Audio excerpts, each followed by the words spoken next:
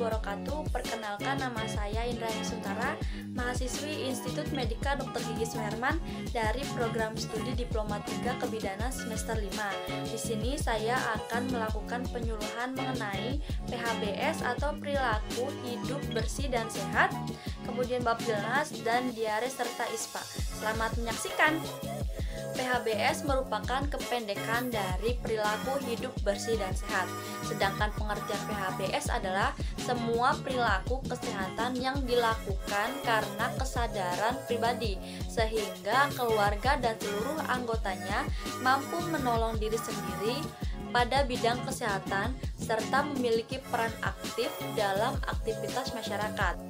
Tujuan utama dari gerakan PHBS adalah meningkatkan kualitas kesehatan melalui proses penyadartahuan yang menjadi awal dari kontribusi individu-individu dalam menjalankan perilaku kehidupan sehari-hari yang bersih dan sehat. Manfaat PHBS yang paling utama adalah terciptanya masyarakat yang sadar kesehatan dan memiliki bekal atau pengetahuan dan kesadaran untuk menjalani perilaku hidup yang menjaga kebersihan dan memenuhi standar kesehatan. PHBS ini yang pertama itu persalinan yang ditolong oleh tenaga kesehatan, kemudian pemberian ASI eksklusif, menimbang bayi dan balita secara berkala,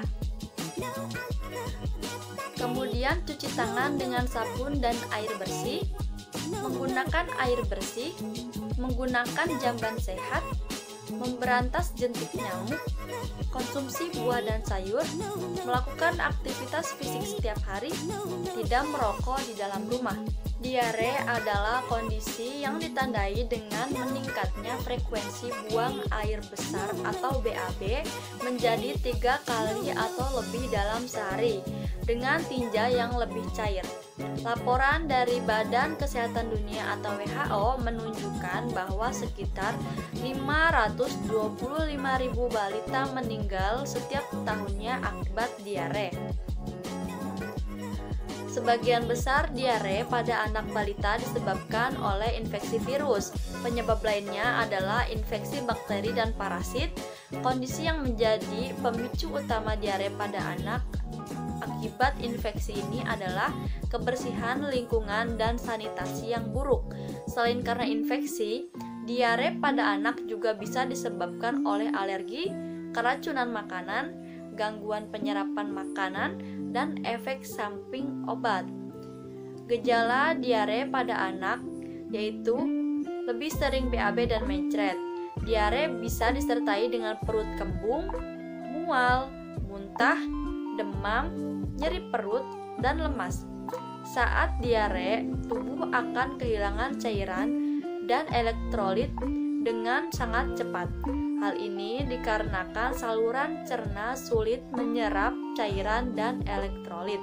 Diare yang tidak ditangani dengan baik bisa menyebabkan dehidrasi. Dibandingkan orang dewasa, anak-anak lebih rentan mengalami dehidrasi. Agar dapat segera ditangani sebelum terjadi dehidrasi berat, orang tua perlu mewaspadai tanda-tanda dehidrasi pada anak, yaitu tampak lemas dan pucat, mata cekung, sangat kehausan, mulut dan bibir kering, tubuh terasa dingin, kemudian jumlah urin sedikit atau warnanya kuning pekat kecoklatan. Saat menangis, air matanya hanya sedikit atau tidak ada sama sekali, dan mengantuk terus-menerus. Cara mengatasi diare di rumah. Ketika anak diare, orang tua perlu memastikan kebutuhan cairan anak tercukupi. Jika usia si kecil masih di bawah 6 bulan, berikan ASI atau susu formula setiap kali ia muntah atau diare.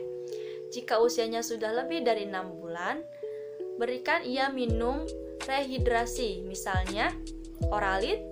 Pada anak yang sudah diberi empasi, pastikan asupan nutrisi dan makanan cukup. Pencegahan diare pada anak. Mengingat kasus diare pada anak masih sangat banyak di Indonesia, orang tua perlu memerlukan langkah-langkah pencegahan yang efektif. Di antaranya, menjaga kebersihan lingkungan, terutama sumber air minum, pastikan air dan makanan yang dikonsumsi bersih dan matang. Kemudian, membiasakan anak untuk mencuci tangan sebelum dan sesudah makan, setelah buang air kecil atau buang air besar, juga setelah memegang benda kotor. Memberikan ASI pada anak berusia kurang dari 2 tahun untuk meningkatkan daya tahan tubuhnya. Dan yang terakhir, memberikan anak vaksin rotavirus. ISPA adalah infeksi saluran pernapasan yang menyerang bagian atas seperti hidung, tenggorokan, faring, laring, dan bronkus. Pilek termasuk salah satu penyakit ISPA yang sering terjadi pada anak. Beberapa penyakit ISPA lainnya adalah sinusitis, laringitis, faringitis, tonsilitis, dan epiglottitis. ISPA disebabkan oleh infeksi virus dan bakteri. Virus dan bakteri yang menyebabkan ISPA pada anak ini dapat menginfeksi anak dengan cara anak dekat dengan seseorang yang terinfeksi ISPA. Saat seseorang dengan virus yang menyebabkan ISPA bersin dan batuk tanpa menutup hidung dan mulutnya. Kemudian anak berada di ruangan tertutup dan penuh sesak, dan ada orang yang terinfeksi virus ISPA di dekat anak. Kemudian saat orang yang terinfeksi virus menyentuh hidung dan mata anak, infeksi dapat ditularkan saat cairan terinfeksi bersentuhan dengan hidung dan mata. Udara di sekitar anak sangat lembab. Virus yang menyebabkan ISPA sangat senang berada di lingkungan lembab. Saat kekebalan tubuh anak sedang lemah, anak lebih mudah tertular ISPA. Tanda dan gejala ISPA yaitu hidung tersumbat atau mengeluarkan ingus, bersin dan batuk, produksi sputum atau dahak yang berlebihan, demam, sakit kepala, kelelahan dan merasa lemas, sakit saat menelan, suara serak biasanya saat anak mengalami laringitis. Nah, apa yang bisa dilakukan untuk meringankan gejala ISPA pada anak? Saat anak mengalami ISPA, tentu kondisi anak lemah dan tidak nyaman. Sebagai orang tua, kita harus bisa melakukan hal-hal yang meringankan kondisi anak, yaitu biarkan anak mendapat tidur yang cukup, berikan anak banyak minum, bantu anak untuk membuang ingusnya, meringankan sakit pada tenggorokan anak dengan cara memintanya untuk berkumur dengan air garam hangat, kemudian oleskan petroleum jelly di bagian luar hidung anak untuk mengurangi iritasi karena udara yang masuk dan keluar hidung saat anak bernapas. Kemudian jaga kelembapan ruangan dalam rumah agar anak bernapas lebih mudah, dan jauhi anak dari asap rokok. Terima kasih sudah menonton video saya. Kurang lebihnya mohon maaf. Wassalamualaikum warahmatullahi wabarakatuh.